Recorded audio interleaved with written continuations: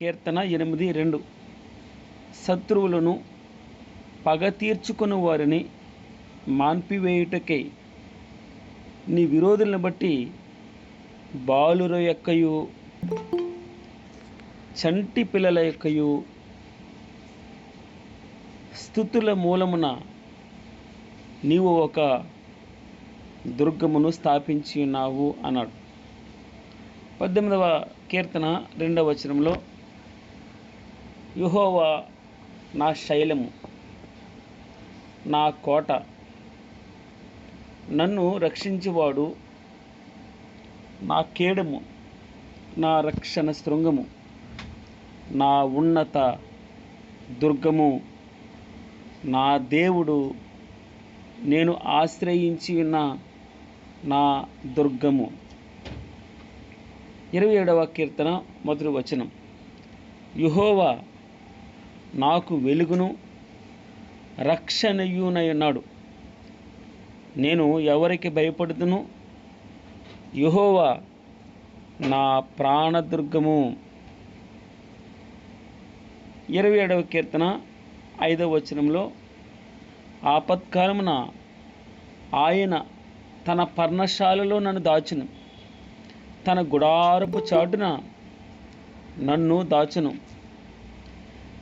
ఆశ్రయ దుర్గం మీద ఆయన నన్ను ఎక్కించును. 28వ కీర్తన 8 యెహోవా తన జనులకు ఆశ్రయము, ఆయన తన అభిషక్తుని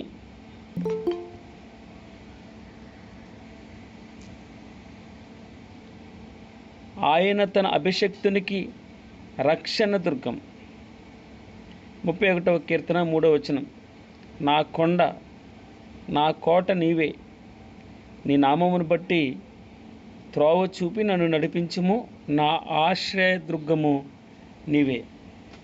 నా మాటల్లో ఒక మాట మీకు వినబడుతుంది, మీరు జ్ఞాపకం చేసుకోవాలని విజ్ఞప్తి. నా ఆశ్రయ దుర్గము నీవే. 37వ కీర్తన 39వ వచనం బాధ కలుగునప్పుడు ఆయనే వారికి ఆశ్రయ దుర్గము, యెహోవా వారికి సహాయుడై వారిని రక్షించును. వారు యెహోవా శరణుజొచ్చి ఉన్నారు గనుక. 46వ కీర్తన 1వ వచనంలో దేవుడు మనకు ఆశ్రయమును దుర్గమునై ఉన్నాడు. ఆపత్కాలములలో ఆయన నమ్ముకోదగిన సహాయకుడు. 52వ కీర్తన 7వ వచనం ఇదిగో దేవుని తనకు దుర్గముగా నుంచుకొనక అంటాడు. 59:9 నా బలమా, నీ కొరకు నేను కనిపెట్టుకొనిచున్నాను, నా ఉన్నత దుర్గము దేవుడే, నా ఉన్నత దుర్గమైన దేవుడే.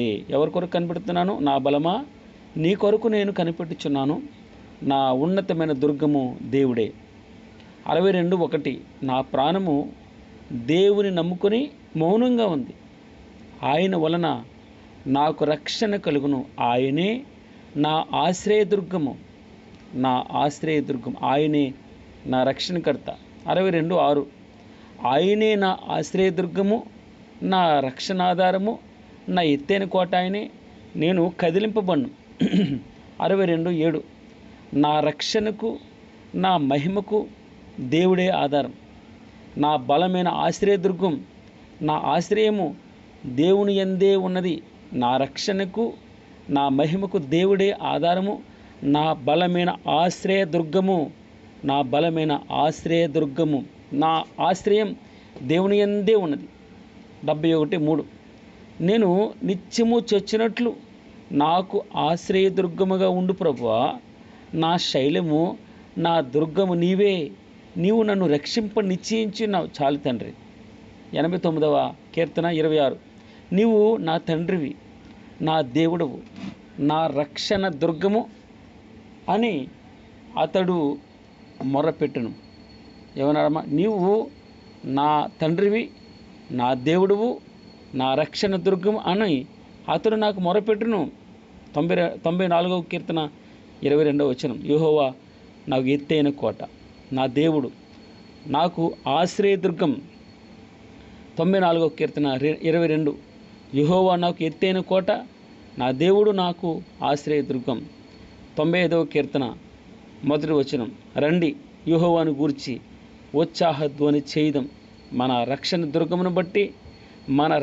దుర్గమును బట్టి సంతోషగానము చేయుదం. 118, 14. యెహోవా నా దుర్గము, నా గానము, ఆయన నాకు రక్షణాధారము. స్తోత్రం ప్రభువా. 140వ కీర్తన 7వ వచనం. ప్రభువైన యెహోవా నా రక్షణ దుర్గము, యుద్ధ దినమున నీవు నా తలను కాయుదు ప్రభువా. యెహోవా ప్రభువా నా రక్షణ దుర్గము, యుద్ధ దినమున నీవు నా తలను కాయదు, నా ప్రాణమును కాపాడుతావు. 142:5. యెహోవా నీకే నేను మొరపెట్టుచున్నాను, నా ఆశ్రయ దుర్గము నీవే, నా ఆశ్రయ దుర్గము నీవే, సజీవులైన భూమి మీద నా స్వాస్థ్యము నీవే అని నేను అనుకుంటూ ఉన్నాను ప్రభువా. నిన్న మనం చదివాం 144వ కీర్తన 2వ వచనం. ఆయన నాకు కృపానిధి, ఆయన నాకు కృపానిధి, నా కోట, నా దుర్గము, నన్ను తప్పించేవాడు, నా కేడెము, నేను ఆశ్రయించేవాడు. ఆయన నా జనులను నా కొరకు లోపరిచేవాడు. ఆయన నాకు కృపానిధి, నా కోట, నా దుర్గము. దుర్గము అనగా దుర్గం అనగా మనల్ని ప్రొటెక్ట్ చేసేది, శత్రువు నుండి ప్రొటెక్ట్ చేసేది. నేను ఈరోజు 3 గంటల 10 నిమిషాలకి నేను లేచిన వెంటనే భగవంతుడు నాతో మాట్లాడింది. సమస్యలు 8వ అధ్యాయం మీరు చూడండి, మనం ఇప్పుడే చూసాం. కీర్తన 8వ అధ్యాయముతో భగవంతుడు మాట్లాడతాడు. బాలుర యొక్కయు చంటి పిల్లల యొక్కయు స్తుతుల మూలమున, ఏ మూలమునమ్మా? స్తుతుల మూలమున నీవు ఒక దుర్గమును స్థాపించినావు. మనల్ని భగవంతుడు ప్రొటెక్ట్ చేయడానికి, మనకి కాపుదల ఆయన దుర్గం. ఆయన దుర్గం అంటే మనల్ని చుట్టూ ప్రాకారంగా, ఆ రాజ్యం చుట్టూ అంతఃపురం ఉంటుంది, దాని చుట్టూ ప్రాకారాలు ఉంటాయి. దాని లోపలికి వెళ్తే ఒక దుర్గం ఉంటుంది. ఆ దుర్గంలో నిన్ను నన్ను భద్రపరుస్తున్నాడు ప్రభువా. నీకు నాకు కాపుదల ఉండాలంటే శత్రువు నుండి విడుదల, సాతాను అంధకార దురాత్మ శక్తుల నుండి విడుదల, అప్పుల నుండి విడుదల, శ్రమల నుండి విడుదల, బాధల నుండి విడుదల ఒకటే, అదే దుర్గము. ఆయన ఆశ్రయించి దుర్గం. ఏం చేయాలి? బాలుర యొక్కయు చంటి పిల్లల యొక్కయు స్తుతుల మూలమున. నేనేం చేయాలో భగవంతుడు చెప్పాడండి నాకు. ఏమంటాడు తెలుసా? నువ్వు కేవలం స్తుతించు, ఆయన్ని స్తుతించు, ఆత్మలో స్తుతించు, పని చేసుకుంటూ స్తుతించు. స్తోత్రం ప్రభువా, స్తోత్రం తండ్రి. ప్రభువా మనస్ఫూర్తిగా కారణం చెప్తూ భగవంతునికి మనం స్తోత్రం చెల్లిస్తూ ఆయన్ని స్తుతిస్తూ ఉంటే ఒక దుర్గం మన జీవితాల్లో. ఈ కార్యం జరగట్లేదా? ఈ సిచ్యువేషన్ నుంచి బయటపడలేకపోతున్నామా? ఈ ఇబ్బంది నుంచి బయటపడలేకపోతున్నామా? అనారోగ్యం నుంచి బయటపడలేకపోతున్నామా? ఈ అప్పుల నుంచి బయటపడలేకపోతున్నామా? ఈ ఉదయకాలన భగవంతుడు బాగా స్ట్రెస్ చేసి నాకు ఇచ్చాడు మాట, స్తుతులు చెల్లించు, స్తుతి చేయి. నోట స్తుతి రాని, నువ్వు అన్నీ మర్చిపో. ప్రార్థించడం కంటే గొప్పగా స్తుతించాలి భగవంతుని. ఎప్పుడు అవకాశం దొరికితే అప్పుడు భగవంతుని స్తుతించు. స్తుతి, స్తోత్రం, స్తోత్రం, స్తోత్రం. స్తోత్రంలో ఉందంత మహత్యం. రకరకాలుగా మాట్లాడుకుంటూ ఉంటాం. అవునవును, పర్వాలేదు. ఈరోజున భక్తుడు 146వ కీర్తన ద్వారా దేవుడు మనకి దుర్గముగా ఉండునుగాక, మహాదుర్గముగా ఉండునుగాక, ఆశ్రయ దుర్గముగా ఉండునుగాక. యెహోవాను స్తుతించుడి నా ప్రాణమా, యెహోవాను స్తుతింపుము. యెహోవాను స్తుతించుడి 146వ కీర్తన మొదటి వచనం. యెహోవాను స్తుతించుడి నా ప్రాణమా, యెహోవాను స్తుతింపుము. నా జీవితకాలమంతయు నేను యెహోవాను స్తుతించెదను. నేను బ్రతుకు కాలమంతయు నా దేవుని కీర్తించెదను. భక్తుడు తన హృదయంలో ఉన్న వాంఛ చూడండి, ఏమి కోరికది? నేను జీవితకాలం స్తుతించాలి, నా దేవుణ్ణి జీవితాంతం స్తుతించాలి. నేను బ్రతుకున్న కాలమంతా దేవుణ్ణి స్తుతించాలి. నా జీవితకాలమంతయు యెహోవాను స్తుతించేదను. నేను బ్రతుకు కాలమంతయు నా దేవుని కీర్తించేదను. ఉదయకాలన భగవంతుడు నాతో ఎందుకు జరగట్లేదు కార్యం, మనస్ఫూర్తిగా నాకున్న వాంఛలన్నీ చెప్పను, స్తోత్రం చెల్లిస్తూ, ప్రభువా నా పరిస్థితి ఇది, నా సిచ్యువేషన్ ఇది, నా ఆశ ఇది, నెరవేర్చుము ప్రభువా, నెరవేర్చు. 104వ కీర్తన భక్తుడు 33వ వచనంలో, నా జీవితకాలమంతయు నేను యెహోవాకు కీర్తనలు పాడతాను. నేనున్నంతకాలం నా దేవుని కీర్తించదని. చూడండి 104వ కీర్తన 33వ వచనం. నా జీవితకాలం అంతయు నేను యెహోవాకు కీర్తనలు పాడదను. నేనున్నంతకాలం నా దేవుని కీర్తించేదని. 146వ కీర్తనలో, యెహోవాను స్తుతించుడి నా ప్రాణమా, యెహోవాను స్తుతింపము.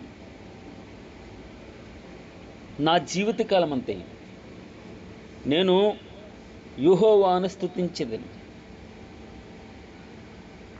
నేను బ్రతుకు కాలమంతయు నా దేవుని కీర్తించేదని.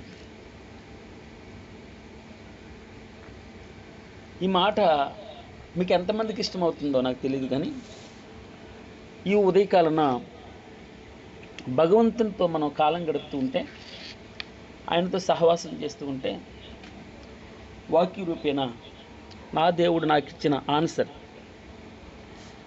జీవితంలో కార్యం జరగాలంటే స్తుతులు చెల్లించాలి. స్తోత్రం చెల్లించడం కంటే వేరే స్తోత్రమే లేదు.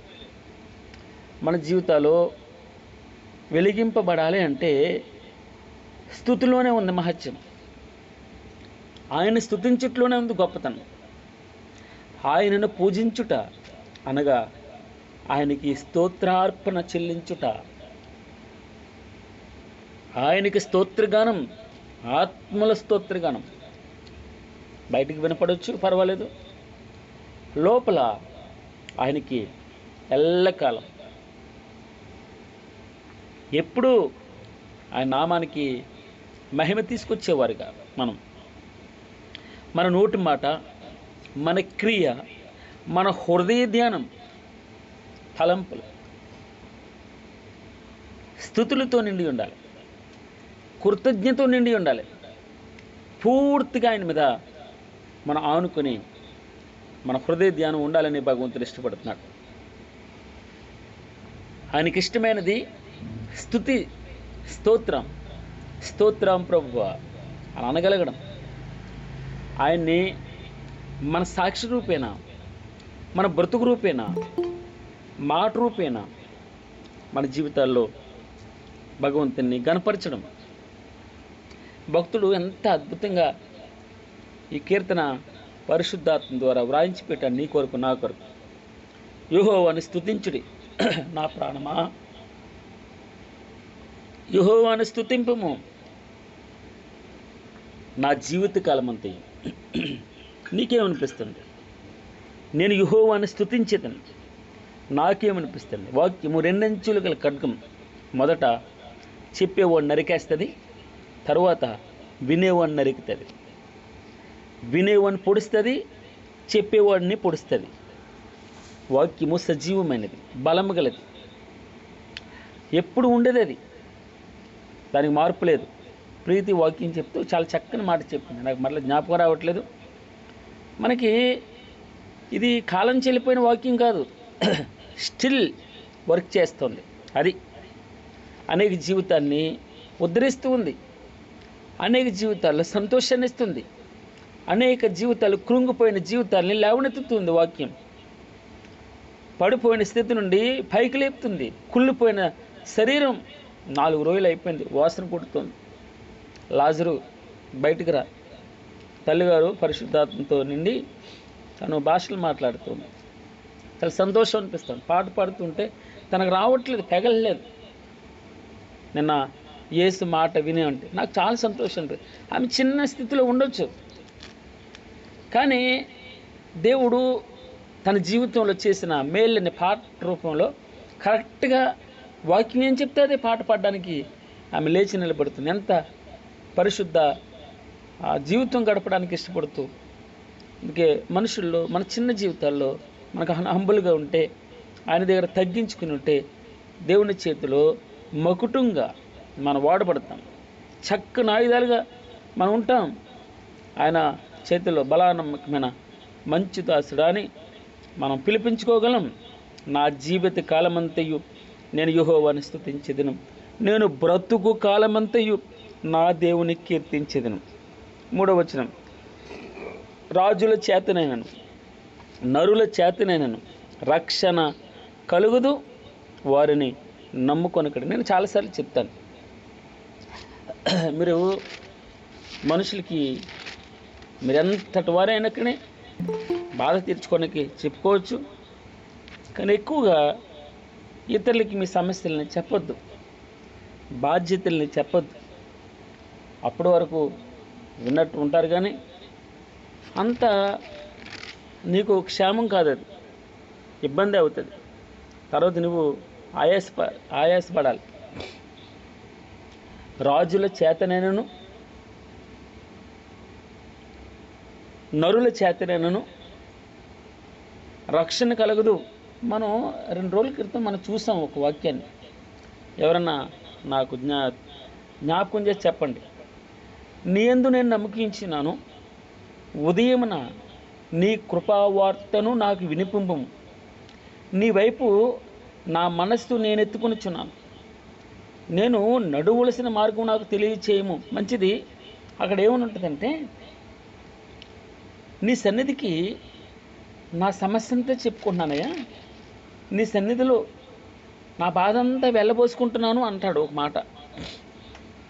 అదే అంటే హిజ్కియా గురించి మనం చూసాం. ఎప్పుడది హిజ్కియా అంటాడు, ఆ రబ్షాకే ద్వారా వచ్చిన ఉత్తరం సెనహెరీపు తాను దూషణ పలుకులు పలుకుతున్నాడు, ఎవడు విడిపిస్తాడో చూద్దామంటూ ఉన్నాడు. అప్పుడు ఆ ఉత్తరాన్ని తీసుకొచ్చి విప్పి పరచి చదివాడు, విప్పేసి పరిచి యెహోవా సన్నిధిని ఇట్లని ప్రార్థన చేస్తున్నాడు. ఈ సందర్భంగా మనం కీర్తన ధ్యానం చేసాం. ఎవరికైనా జ్ఞాపకం ఉందమ్మా మీకు?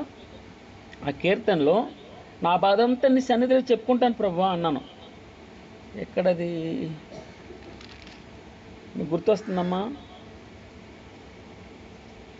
నా బాధ అంతా నీ సన్నిధిలో వెళ్ళబోసుకుంటాను, నీకే నేను చెప్పుకుంటాను అన్న మాటలు మనకు వినపడ్డాయి.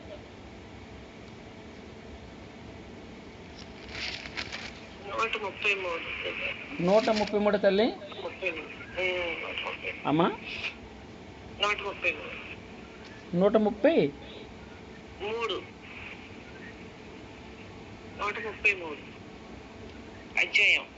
కరెక్టే అమ్మా. అది ఆ మాట కాదు. వేరే మాట చూస్తాం మనం. అంటే నీ సన్నిధిలో నేను నా బాధలన్నీ నీ సన్నిధిలో చెప్పుకుంటున్నాను, నీ సన్నిధికి వచ్చి కుమ్మరిస్తున్నాను అంటాడు. 142 అయ్యా. అబ్బా, చెప్పమ్మా, మాట చెప్పు, వాక్యం. నేను ఎలుగెత్తి యెహోవాకు మొరలు ఇడుచుచున్నాను. చాలమ్మ, చాలు. గాడ్ బ్లెస్ యూ తల్లి, గాడ్ బ్లెస్ యూ.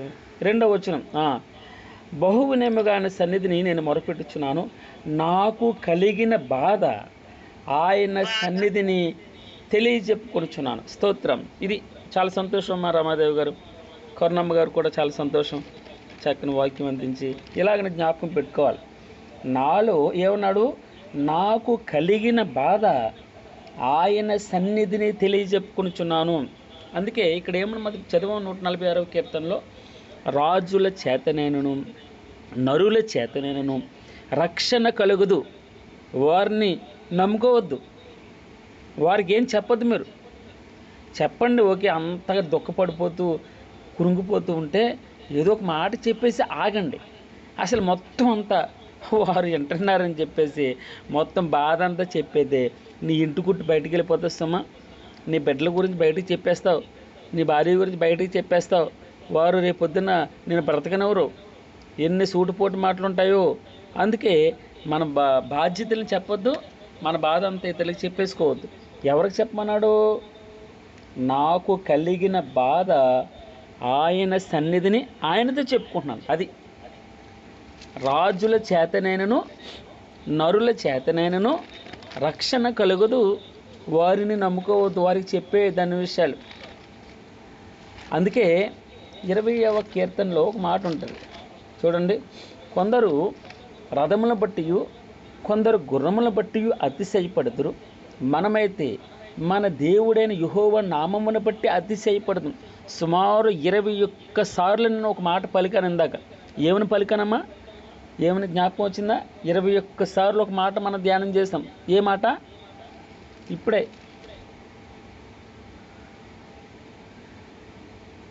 ఏ మాట ధ్యానం చేసామమ్మా? ఏ మాట పలికాను? దుర్గము. దుర్గము, థ్యాంక్ యూ బ్రదర్. ఆశ్రయ దుర్గము. నన్ను చాటును దాచేది, అది నన్ను రక్షించేది. ఈ దుర్గం దేని ద్వారా మనం స్థాపించగలం?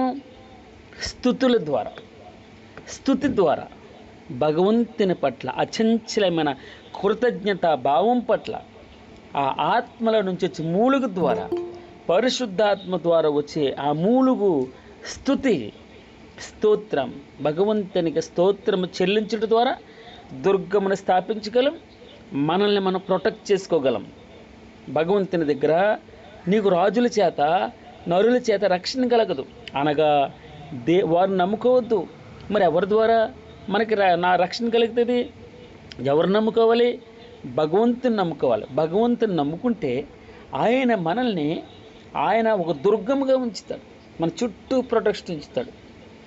మన ముందర వెనుక ఇరుప్రక్కల. నిన్న ఎవరో యవనస్తుడు ఒక వాట్సాప్లోనో ఇన్స్టాగ్రామ్లోనో ఒక న్యూస్ పెట్టాడు, అంటే ఒక రీల్ చేశాడు. దాంట్లో ఏమున్నదంటే, 2 పాస్టర్లు చనిపోయారు లారీ కింద పడి, అది వార్త.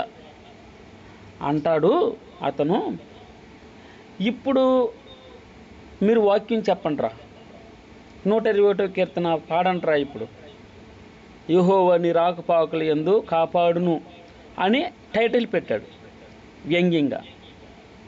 అంటే మనం బాధపడిన అవసరం లేదు, తన కొరకు మనం ప్రార్థన చేయాలి, సంతోషం. మనం మనుషులు చనిపోరా అండి? కానీ భగవంతుడు ఈ రోజున నీకు నాకు ఇచ్చే వాగ్దానం, ఎవరేమైనా అనుకోను, ఆయన నాకు దుర్గము, మహాదుర్గము, ఆశ్రయదుర్గం. నన్ను ప్రొటెక్ట్ చేసే దేవుడు, నన్ను కాపాడే దేవుడు. ఒక ఆయన అంటాడు, ఈ అగ్నిగుండం నుండి 7 అంతలుగా పెంచారు, మామూలు కాదు. 7 అంతల అగ్నిగుండం నుండి నా దేవుడు నన్ను రక్షించుటకు సమర్థుడు. నమ్మకమైన దేవుడు నన్ను మధ్యలో విడిచిపెట్టాడు. ఒకవేళ రక్షింపకపోయినను, ఓ నెబుకద్నెజరు విను ఆ మాట అంటాడు. పేరు పెట్టి పిలుస్తున్నాడు రాజుని. అంత ధైర్యం ఎక్కడి నుంచి వచ్చింది? రాజుల చేతనైనను నరుల చేత నాకు రక్షణ కలుగు, నాకు తెలుసు, నేను వారిని నమ్ముకోను. లోయన అంటున్నాడు, ముగ్గురు ఉన్నారు కదా వీరు, నలుగురు ఏంటి, నలుగురు కనబడుతున్నారు అగ్నిలో.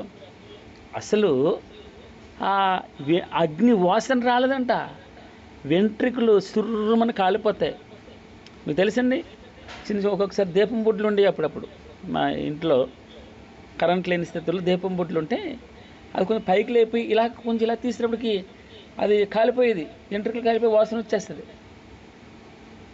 అంటే ఈ ఉదయకాలన అగ్ని వాసన కూడా రాలేదట.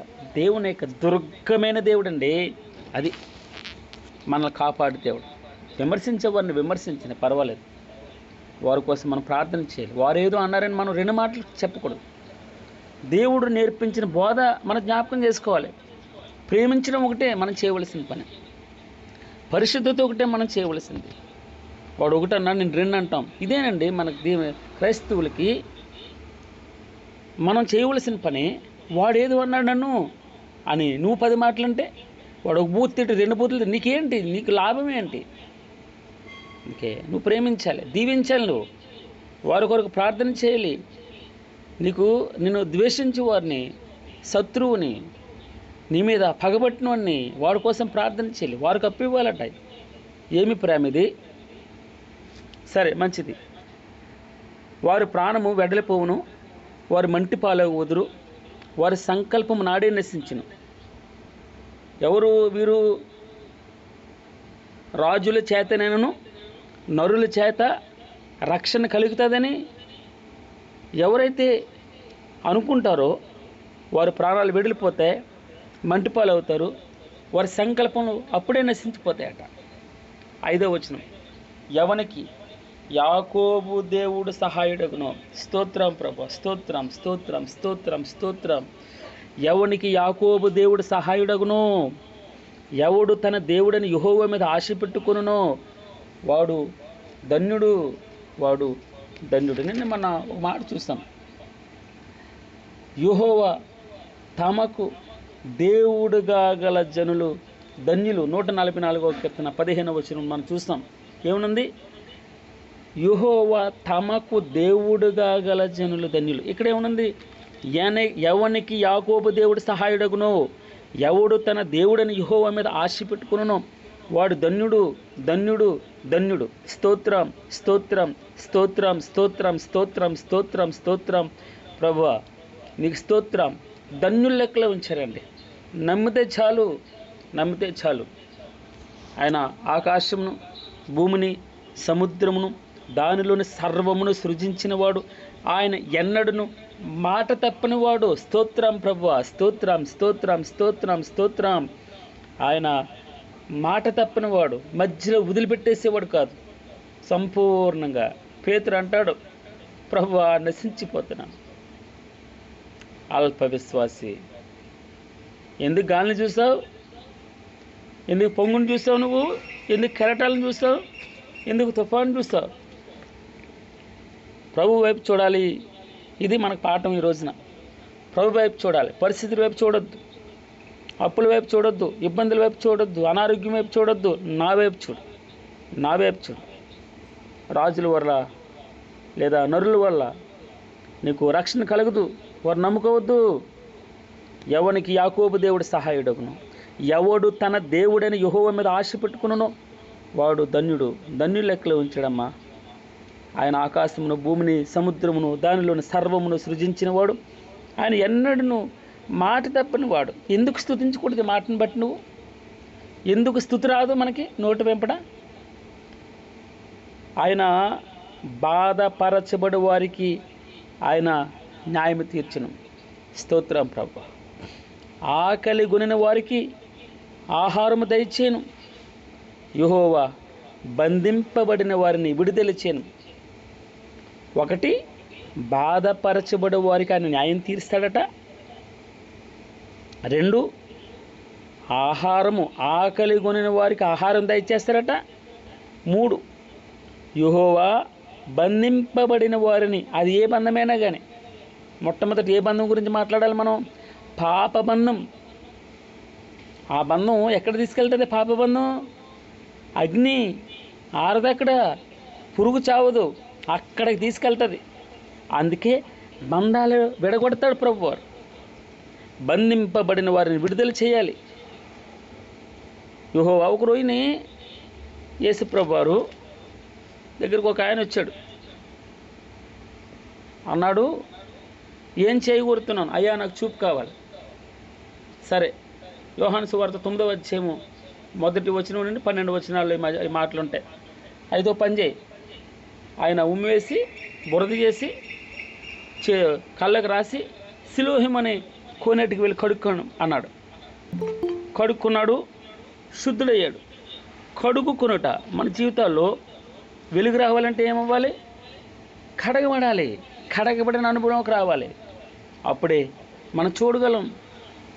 ఒక రోజుని ప్రభువారు ముట్టిన వెంటనే కనబడుతుందా అన్నాడు.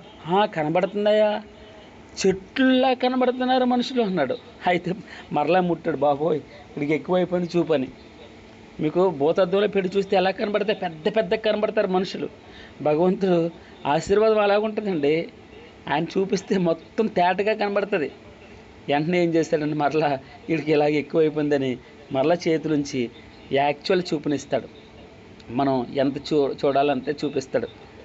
దేవుడు దీవించునుగాక. అన్నాడు, బాధపరచబడే వారికి ఆయన న్యాయం తీర్చును. అంటే నేనేం చెప్తున్నానంటే, మనం ఆయన మనల్ని శుద్ధి చేయాలంటే మనం ఏం చేయాలి? కడుక్కోవాలి. మనం ఇష్టపడాలి, అడగాలి. మనం అడుక్కోవడం తెలియదు, మనకి ప్రార్థన చేయడం తెలియదు. మనం ఒక్కొక్క రోజుని, నేనైతే రోజు వాక్యం ద్వారా ఒక్కొక్క సూత్రం నేర్చుకుంటున్నానండి. మీరు మంచి మార్కులు తెచ్చుకోవాలంటే ఏం చేయాలి? మ్యాథమెటిక్స్ ఉందనుకోండి, చక్కని ఫార్ములాస్ ఐడెంటిఫై జ్ఞాపకం చేసుకోవాలి, గుర్తుపెట్టుకోవాలి, బై హార్ట్ చేయాలి, ప్రాక్టీస్ చేయాలి, రాసుకోవాలి. మనం 10 సార్లు, మా అమ్మ చెప్పేది, 10 సార్లు చదివిన దానికంటే ఒకసారి రాసుకుంటే ఎక్కువ ఉంటుంది కదా. మా అమ్మకి చదువులేదు, ఆయన చెప్పేది, ఒకసారి రాసుకోరా, 10 సార్లు చదివినట్టు అంట కదా. అంటే వారి ఊరు చెప్పిన మాట అంటారు కదా.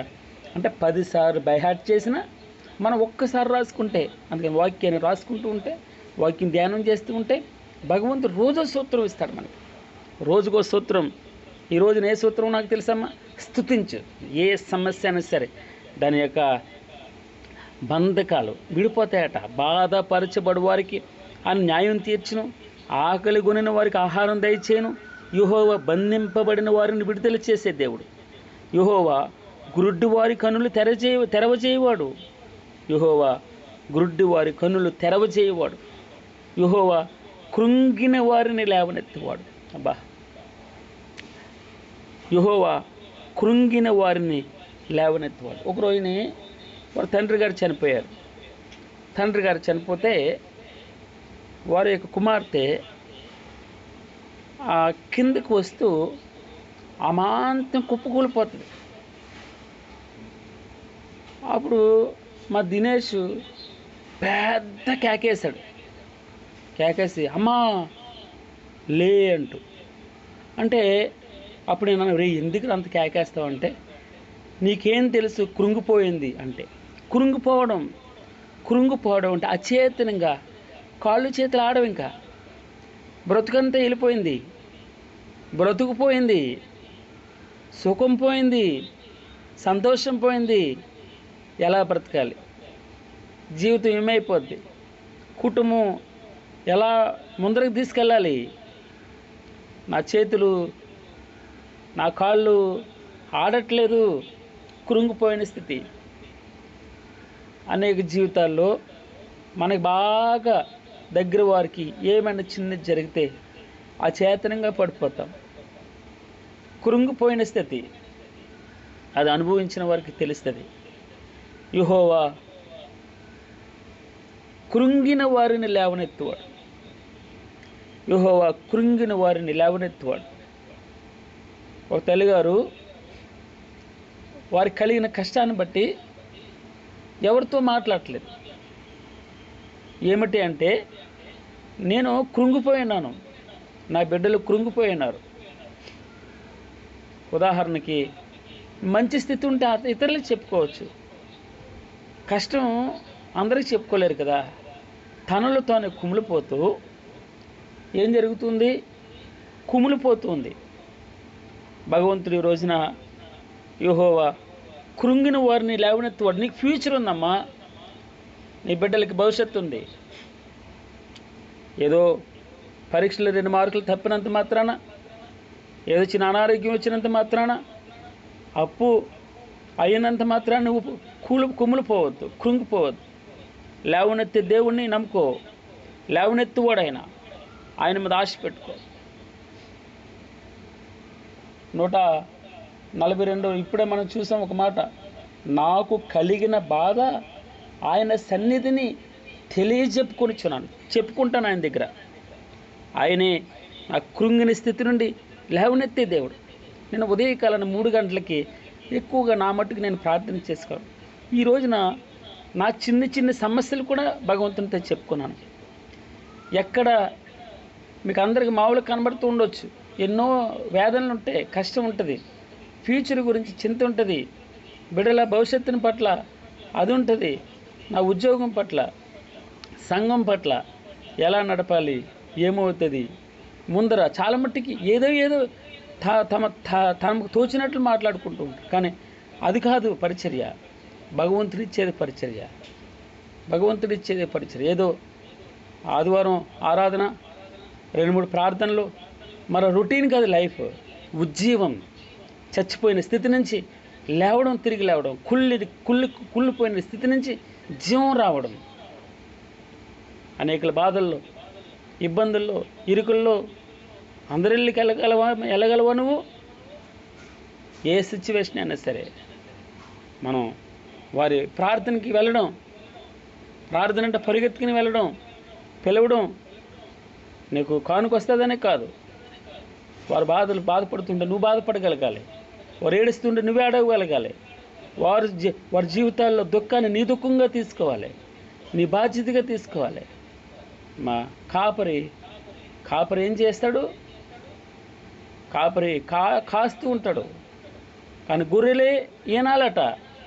అంటే గొర్రెలే పిల్లల్ని పుట్టించాలి. సంఘం అభివృద్ధి చెందాలంటే సంఘస్థులదే బాధ్యత. నాకెందుకులే, కాపరి చేస్తాడు పని అనుకోకూడదు. అందుకే కాపరి తను పోషించడంలో పాత్ర వహిస్తాడు. పిల్లల్ని పెట్టవలసింది సంఘం అభివృద్ధి కావాలంటే నీవే. నాకెందుకులనే మూత ముడిసి పెట్టుకోకూడదు. నాకెందుకులే, నాకు ప్రయారిటీ లేదని చెప్పేసి పక్కకి వెళ్ళిపోకూడదు. నీ బాధ్యత, ఆత్మల భారం నీదే. గిలాదులో గుగ్గులము ఏమీ లేదా, అక్కడ ఏ వైద్యుడును లేడా, ఉంటే నా జనులకు ఎందుకు స్వస్థత కలగక పోవచ్చు. నీవు కాదు బాధ్యత, ఎస్తేరు నువ్వు కాదు, నేను కాదు ఎస్తేరుని. యెహోవా గ్రుడ్డి వారి కన్నులు తెరవజేయవాడు, యెహోవా కృంగిన వారిని లేవనెత్తువాడు, యెహోవా నీతిమంతులను ప్రేమించేవాడు. స్తోత్రం ప్రభువా. 9వ వచనం, యెహోవా పరదేశులను కాపాడువాడు, ఆయన తండ్రి లేని వారిని విధవరాండ్రను ఆదరించువాడు, భక్తిహీనుల మార్గమును ఆయన వంకర మార్గంగా చేయును. యెహోవా పరదేశులను కాపాడువాడు, ఆయన తండ్రి లేని వారిని కాపాడును, విధవరాండ్రను ఆదరించేవాడు. స్తోత్రం ప్రభు. అందుకే నాకు 68వ కీర్తన 5వ వచనంలో ఒక మాట ఉంటుంది, తన పరిశుద్ధాలయమందుండు దేవుడు తండ్రి లేని వారికి తండ్రియు, విధవరాండ్రకు న్యాయకర్తని అయినాడు. స్తోత్రం ప్రభు. విడిచిపెట్టే దేవుడు కాదు మనం. అందుకే ఈ రోజున రాజులను నమ్ముకోవద్దు, మీరు నరులను నమ్ముకోవద్దు, వారికి ఏ బాధ చెప్పద్దు. నాకు కలిగిన బాధ ఆయన సన్నిధిని తెలియజెప్పుకొనిచున్నాను అంటాడు 142వ కీర్తన. తన పరిశుద్ధాలయమందుండు దేవుడు తండ్రి లేని వారికి తండ్రియు, విధవరాండ్రకు న్యాయకర్తని అయినాడు. మనం ఇంకా 50 సంవత్సరాలు వచ్చినా తండ్రి అని ఎందుకు అంటున్నాం? తండ్రి నుంచి వచ్చే ఆదరణ అలాగుంటుంది. బిడ్డల పట్ల తండ్రి చూపించే ప్రేమ అట్లాగే ఉంటుంది. ఎప్పుడు నిరంతరం తన గురించి ఆలోచించుకోడు తండ్రి, తన బిడ్డల గురించే కఠినంగా ఉంటాడు. అమ్మో ప్రేమగా చూస్తాదన్నంత మాత్రాన తండ్రి కఠినంగా ఉన్నాడని కాదు, బిడ్డల్ని క్రమశిక్షణలో పెట్టడానికి. ఎందుకు రాయి డబ్బు అని అడుగుతున్నాడంటే దాని అర్థం ఏంటో తెలుస్తా, తన్ని సరి అయిన మార్గంలో ఉంచడానికి. ఏం చేస్తున్నావు డబ్బు అన్నాడంటే ప్రేమ లేకుండా ఏడు మా డాడీ ఎప్పుడు డబ్బుల గురించి మాట్లాడతాడు కాదు, నేను సరి అయిన మార్గంలో ఉంచడానికి కష్టం కలిగిస్తాడు. ఎందుకు రిస్ట్రిక్షన్స్ ఉంటాయి, ఎందుకు చుట్టూరు అదెందుకు అక్కడికేంటి ఇక్కడికేంటి అని ఎందుకు అడుగుతూ ఉంటారు తల్లిదండ్రులు? నిన్నేదో బంధించి పెట్టేయడానికి కాదు. నువ్వు రేపు అవమానం పాడకూడదు, నువ్వు ఏడవకూడదు, రేపు దుఃఖపడకూడదు. ఎన్నో కుటుంబాల్లో విచ్చలవిడితనం ఎక్కడి నుంచి వస్తుందో తెలుసండి, అతి ప్రేమ, గారాభం. మనం పిల్లల్ని ఒక దెబ్బ వేయాలండి, కొట్టాలి. కొట్టకపోతే ఎట్లా? అయ్యో అయ్యో అల్లారు ముద్దుగా మా బాబు ఏమనుకో అల్లరి చేస్తూ ఉండే బొగ్గ మీద ముద్దెట్టుకుంటూ ఉంటారు. కాదు, అట్లా కాదు. చిన్ని ఈన పుల్ల లాంటిది సుర్రమనాలి, బాబోయ్ భయం ఉండాలి వాడికి. లేకపోతే పెద్ద ఎదిగిన తర్వాత నీ వల్ల కాదండి, నీ మాట చెప్పు చేతులు ఉండదు. మాకు తెలిసిన ఒక వ్యక్తి ఒక ఆయన, బాబా ఏమైనా డబ్బులు కావాలా, ఇదిగో 100 రూపాయలు పట్టుకెళ్ళు. ఆ రోజుల్లో 10 రూపాయలు ఇవ్వడం గొప్పతనం. ఆ రోజుల్లో తన కువైట్ నుంచి వచ్చాడు, విచ్చలవిడిగా 100 రూపాయలు పట్టుకెళ్ళు. ఏం చేస్తున్నావు నువ్వు 100 రూపాయలు అని అడగలేదు. ఇప్పుడు త్రాగుపోతు పోయి కూర్చున్నావు, ఏం చేస్తున్నాడు? త్రాగుతూ ఉన్నాడు, తిరుగుతూ ఉన్నాడు. సంపాదించేంత త్రాగుపోతుకే. ఇంట్లో ఎంత ఇస్తాడో తెలియదు. మనం విచ్చలవిడుతున్నాం, అతి ప్రేమ గారాబాన్ని బట్టి రాకూడదు. సరే మంచిది. ఎక్కడున్నామమ్మా?